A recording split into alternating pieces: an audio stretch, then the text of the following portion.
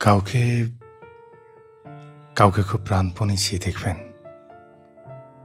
ঈশ্বরের কাছে হাত জড়ো করে মার্বেলের মতো ছলছলে দুটো চোখ নিয়ে কাউকে নিঃশব্দে চাইবেন। যদি যদি তাকে নাও পান, আপনার আক্ষেপ থাকবে না। চিরকাল আমরা প্রাপ্তিটাকেই আমাদের প্রশান্তি ভেবে এসেছি।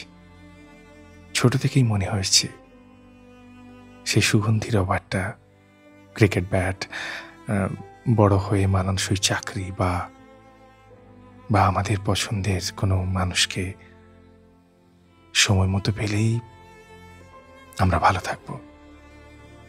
আসলে কি তাই?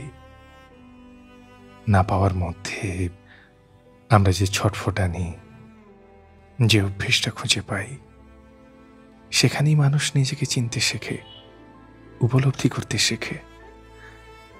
বাকি ওই এক জীবনে আমাদের সবকিছু পেতে নেই, তাই না?